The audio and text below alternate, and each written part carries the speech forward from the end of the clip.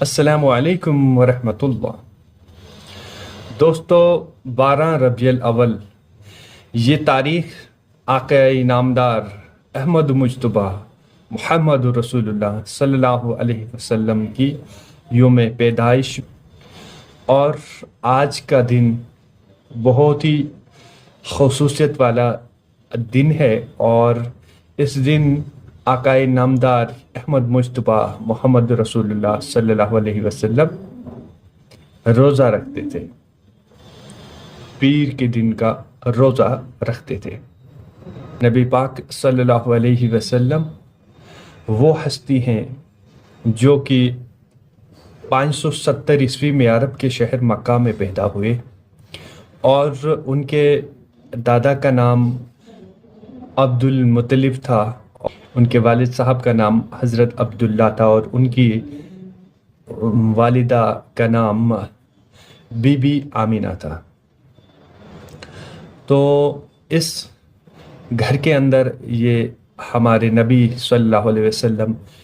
پیدا ہوئے، اور نبی پاک صلی اللہ علیہ وسلم کی پیدائش سے پہلے لگ بھگ 6 مہینے پہلے ان کے والد صاحب کی وفات ہوئی، حضرت عبداللہ کی، اور پیدا ہونے کے کچھ ہی مہینوں بعد ان کی والدہ اور ان کے دادا جی بھی اس دنیائے فانی سے رحلت کر گئے، اور اس طریقے سے ان کی کفالت کی ذمہ داری ان کے چاچا ابو طالب نے کی، اور ابو طالب جو تھے وہ ان کے چاچا تھے، اور انہوں نے ان کی تربیت جو ہے وہ اچھی طریقے سے کی، ان کی دیکھ بھال جو ہے انہوں نے اچھے طریقے سے کی، اور جب وہ بالغ ہوئے اور انہوں نے ان کے کاموں میں ہاتھ بٹانا جو ہے وہ شروع کیا۔ جب نبی پاک صلی اللہ علیہ وسلم اپنی ماں کے پیٹ میں تھے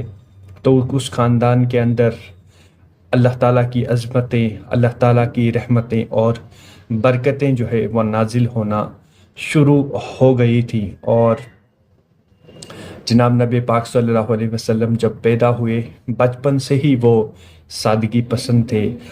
بچپن سے ہی وہ نیک تھے، بچپن سے ہی وہ امانت دار تھے، بچپن سے ہی وہ سخی تھے، بچپن سے ہی وہ اس کے اندر سارے وہ گن تھے جو ایک نبی کے اندر ہوتے ہیں، اور نبی ایسے بھی جو ہے وہ بچپن سے ہی نبی جو ہے وہ ہوتا ہے، اور اس کے اندر وہ سارے گن ہوتے ہیں جو اللہ تعالیٰ نے اس کے اندر رکھے ہوتے ہیں، اور بالغ ہونے کے بعد میں اللہ تعالیٰ جب انہیں چاہتا ہے ان کے اوپر نبوت کا اعلان جو ہے وہ کرتا ہے۔ اسی طریقے سے ہمارے نبی صلی اللہ علیہ وسلم کو بھی جو ہے وہ نبوت 40 سال کی عمر میں ملی، یعنی اس کو جناب نبی پاک صلی اللہ علیہ وسلم کو جو پہلی وحی نازل ان کے اوپر ہوئی، اقرأ بسم ربک الذی خلق، خلق الانسان من علق، یہ جو سورت ہے سورہ اقرأ، تو اس نبی پاک صلی اللہ علیہ وسلم جو ہے اس وقت غار حرا میں تھے، اور غار حرا میں عبادت کر رہے تھے اللہ تعالیٰ کی، اور جبریل امین جو ہے وہ ان کے اوپر نمودار جو ہے ہوئے تھے، اور ان کے اوپر جو وحی ہے اللہ تعالیٰ کا جو کلام ہے ان کے اوپر اتارا گیا، اور اس کے بعد میں اسی طریقے سے